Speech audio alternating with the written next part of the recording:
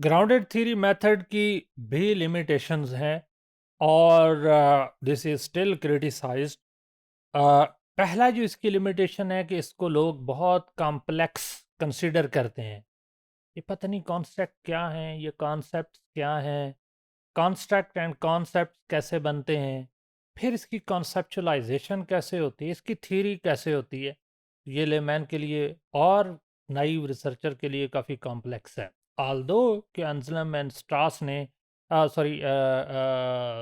स्ट्रास and carbon ने इसको explain करने की कोशिश की, लेकिन स्टिल इसके ऊपर क्रिटिसाइज किया जाता है। और उसमें सबसे पहला क्रिटिसिज्म इसके प्रोसीजर्स पे है। वो कहते हैं कि इन्होंने आउटलाइन बेशक किया है, लेकिन वो इतना हाइपोथेटिकल है, वो इतना एब्स्ट्रैक्ट है कि आपके सामने कंक्रीट किस्म की पिक्चर ही नहीं आती। सेकंड जो क्रिटिसिज्म है वो ये है कि जो ग्राउंडेड थ्योरी मेथड है ये रियलिटी में डिफिकल्टली फिट होता है, यानी हम ये रियलिटी के करीब नहीं है। ये किस्म की फिलोसफिकल डिबेट सी लगती है जिसका एम्पिरिकल वर्ल्ड के साथ या सोशल वर्ल्ड के साथ कम ही रिलेशन है।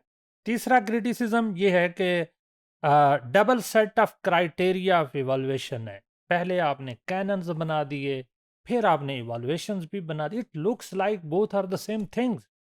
तो ये एक तीसरा क्रिटिसिज्म है।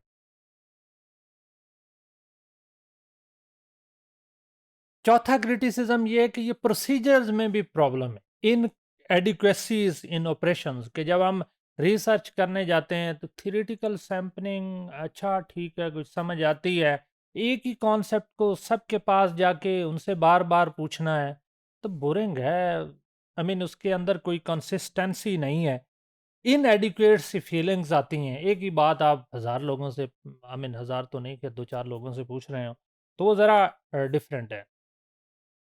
आह, पांचवा क्रिटिसिज्म जो ग्राउंडेड थ्योरी मेथड पे किया जाता है कि ये कॉम्प्लेक्स प्लाजिबिलिटी है। कि एक तो आप थ्योरी अंडर ये डाटा में से निकालें, डाटा पहले कलेक्ट करें, कॉम्प्लेक्स किस्म का लेंथी डाटा समझ ही नहीं आती कहाँ से शुरू करें, क्योंकि पाइल्स ऑफ लिटरेचर या पाइल्स ऑफ डाटा अवेलेबल है।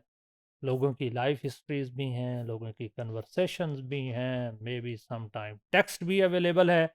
और फिर उस सारे को आप कंप्रीहेंसिव वे में कैसे सॉर्ट आउट करें, कैसे उससे एक न्यू थ्योरी लें, ये तो एक बड़ा कम्प्लेक्स किस्म का फिनोमेना है। और इसके अंदर थ्योरेटिकल प्लाजिबिलिटी जो है उस और फिर कौन सी वैलिड है। मिसाल के तौर पे मैं एक्सचेंज मैरिजेस की जैसे बार बार एग्जांपल दे रहा हूँ कि थ्योरी ऑफ एक्सचेंज को लें या रैशनल चॉइस को लें, बाउंडेड रैशनैलिटी लें या थ्योरीज ऑफ मेट सिलेक्शन लें, थ्योरीज ऑफ लव लें या थ्योरीज ऑफ स्टेटस होमोगैमी लें, कौन सी थ्योरीज लें, कौन सी ज़्यादा फिट है। हमें तो सारी एक जैसी नज़र आती हैं, सब एक जैसी हैं, सब आर्गू करते हैं, सब फिट नज़र आती हैं। What is the most appropriate, एक बात। दूसरी बात, इन सब थ्योरीज के होते हुए आप कौन सी स्पाउस सिलेक्शन की नई थ्योरी बना सकते हैं, जहाँ पाइल्स ऑफ फिल्टर थ्योरी है मोर्स्टाइन की, जहाँ स्टेटस होमोगेमी थ्योरी है, जहाँ रैशनल चॉइस थ्योरी है, एक्सचेंज थ्योरी है, ये होते हुए एक नई थ्योरी। It's difficult. बट जो जो एक्सपर्ट रिसर्चर्स हैं, they find something unique. Difficult in verification, आपने या मैंने एक रिसर्च की, दूसरा रिसर्चर के लिए it's very difficult to follow the same steps, to get access into the same community, to spark one's own interest, to work on the issue, to going into the community and asking the people। बड़ा complex किस्म का है। उसी तरह की उसी stand वो community मुझे एंटर ना होने दे तो मैं क्या करूं। वहां आप चले भी गए, आज 10-15 साल वहाँ इतनी सोसाइटल चेंजिंग्स आ चुकी हैं, वो इशू वैलिड ही नहीं है। वहाँ थिंग्स ही चेंज हो गई हैं।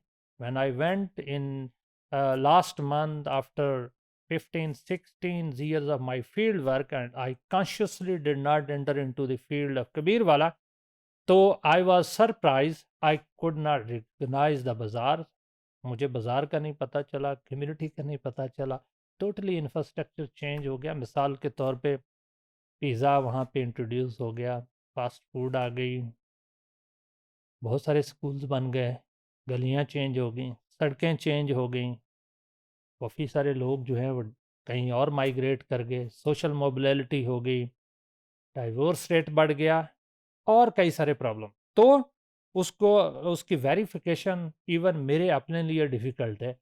कोई और नया रिसर्चर जाएगा तो उसके लिए और ज़्यादा डिफ़िकल्ट होगी। सातवां क्रिटिसिज्म इसके ऊपर ये है कि ये जो क्राइटेरिया है ये रिलेटिवली लूज़ है। बस ऐसे स्टैंडर्ड से नज़र आते हैं जिनका रियलिटी के साथ कोई कॉन्स्ट्रक्ट नहीं और रिलेटिव है। आप कोई भी क्वालिटेटिव रिसर्च उठा के इसी तरह का क्राइटेरिया डिज़ाइन कर सकते हैं। तो ये सम ऑफ द लिमिटेशंस हैं जो ग्राउंडेड थ्योरी मेथड के ऊपर की गई, जिनमें से कि ये कॉम्प्लेक्स मेथड है, ये रियलिटी से बियॉन्ड द रियलिटी बहुत दूर है, इसको कंसेप्चुलाइज करना बड़ा मुश्किल है, डबल क्राइटेरिया ऑफ इवैल्यूएशन है, इनएडिक्वेसीज हैं अगर कोई इसको रेप्लिकेशन में, जनरलाइजेशन में, थीरीज प्लॉजिबिलिटी है और वेरिफिकेशन इसकी बहुत मुश्किल है, डबल बैरल किस्म का क्राइटेरिया टू इवैल्यूएट, ये कॉम्प्लेक्स मेथड है। But still having all this criticism, one of it is becoming one of the fine method of qualitative data collection analysis, always as developing a new theory from the data, and of course making one of the unique contribution in inductive research, and of course in the qualitative research.